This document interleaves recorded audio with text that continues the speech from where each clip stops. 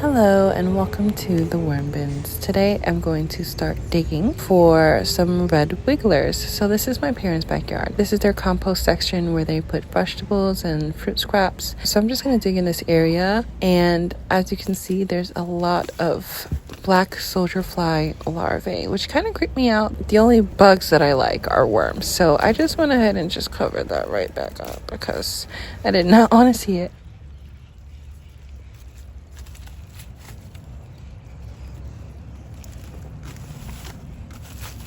So I decided to just dig in the area where there's a wood plank that separates the grass from the compost, and there they are, our red wigglers.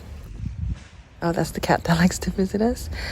So yeah, I dumped everything that I dug up onto a harder section of dirt, so it will be harder for the worms to dig and give me enough time to separate them.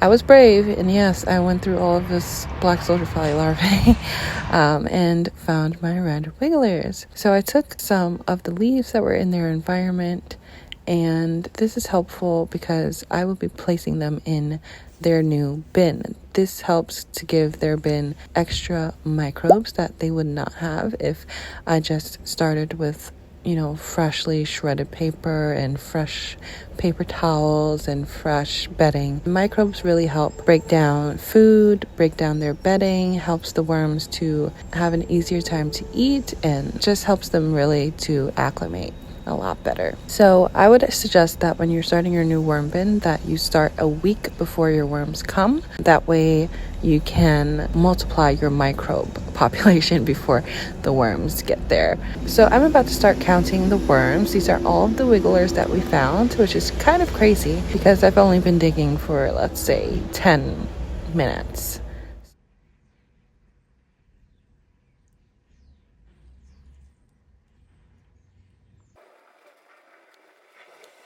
They were trying to escape a lot, and this is because the paper was very dry. It was very dry, and they were just looking for moisture.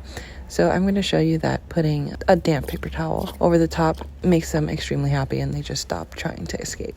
But yeah, if you do not have a compost section, I can make an extra video and show you guys how to make a red wiggler trap. That way they just come into the trap, and it's much easier for you.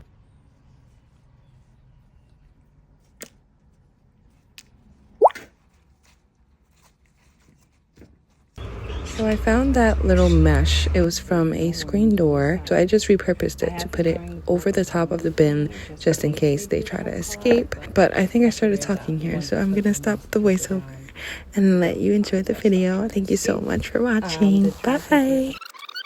So since I put the paper on, they have not been crawling out. There's no worms on the sides.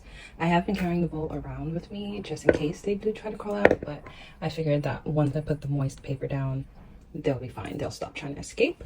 The dry paper under here is just to catch any excess moisture, and it's already getting a bit damp. There's some under here,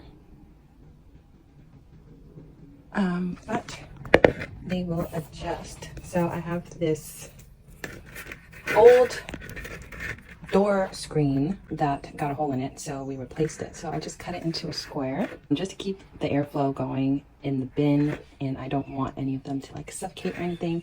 Plus this helps them not escape because I'm not going to be here this weekend, so keep them inside.